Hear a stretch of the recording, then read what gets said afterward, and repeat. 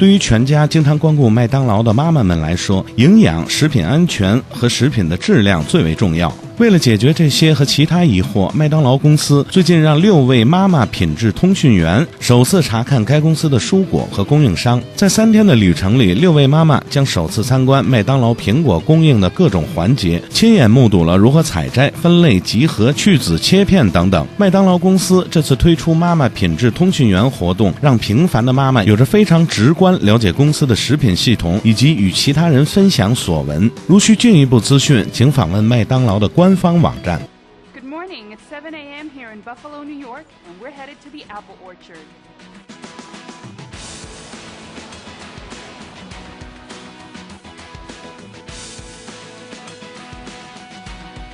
Welcome to the farm this morning, and anytime you have questions, I'll be glad to try to answer them. Today we started off at the apple orchard. We learned a lot of things about the maturing process of the apples. We found out that all apples have a different growing and maturing cycle. All of you have asked how we can tell when the apples are ripe. So what I want to do to start with, this is a refractometer that we can measure the sugar that's in the apple, which again is a measure of the sweetness of the apple and a measure of the maturity. Ahoy there! Do you take a sample then of each tree, apple in each tree, and then that's how, or is it? What we do is I just walk in and randomly pick 10 apples, do a pressure test, do a starch test, do a brick test to get a gauge as to where individual varieties are from a maturity standpoint. You want to take a walk through some of the orchards and go over where they're picking? Yeah, that'd be great. Is there a learning process that they have to go through to know which of the apples to pick? We have food safety seminars. We have videos both in Spanish and English. See how green the background color is versus the creamy yellow? So this would be ideal. That's a very desirable apple. And I think in my mind, I probably thought that they just picked them all at one time. Maybe they all got ripe simultaneously. So I learned a lot about apples. We were able then to go to the packaging facility that McDonald's uses for their apples.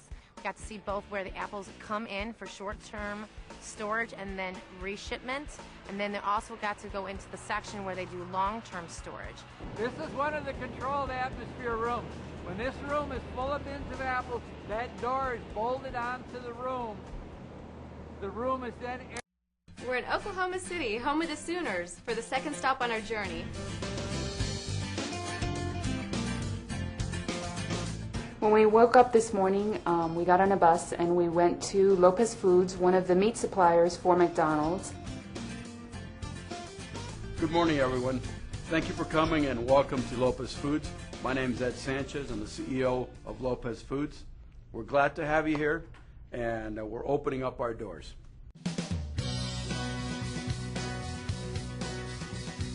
First of all, there's nothing but beef in McDonald's hamburger patties. There's no colors, there's no additives, there's no dyes, there's no extenders. It's all fresh. Before it ever gets on the property, it has to have what we call a COA. That's a certificate of analysis. That means that that load of beef has been tested for and had acceptable results for E. coli 0157H7 from the supplier. The meat has got to be 40 degrees or lower or we don't receive it. The meat can't be older than 5 days old when it gets to our facility, okay? That's maximum. If it's more than 5 days old, guess what? Bye-bye. We don't let it come onto the facility. We send it away. It was very fascinating to see how all that process gets done to ensure that the meat that is delivered to McDonald's is as fresh as it can possibly be, with an expiration date that is well below what would be in supermarkets. What we have here is we have an AQL inspection that's going on right here. She's actually inspecting every piece of meat that was in that bin. Now, if you'll kind of direct your attention over here, this is where the meat comes out of the final grinders. The meat gets transferred into the patty former, and then again it starts stamping them out in individual hamburger patties. Now, as you can see, these hamburger patties now, they've been frozen solid. They spend about 2 minutes inside the freezer. They come out, they pass underneath a metal detector. By the time it leaves here, it's going to be in a McDonald's restaurant within a week. I have to say that there is a science to making McDonald's hamburgers. You know, there are people with PhDs, you know, who are overseeing the process. there's a strict adherence to guidelines to make sure that things are running smoothly and that's safe, high-quality food. We're making all this fabulous beef patties all day long, and we're sticking it in cartons and we're putting it in our frozen warehouse. Well, we probably better test it and taste it to make sure it's going to meet McDonald's specifications. We actually do century on Canadian bacon, McDonald's sausage, and our beef. So every morning I come down here and I look at the samples that QA has pulled for me, and we look at one sample from the morning and one from the evening. Should we have any problems, we'll notify QA and we'll put that product on hold and we'll reevaluate it with, the officer team and other sensory specialists just to make sure everything we ship out of here is where it needs to be. Fresh, clean beef from Roma?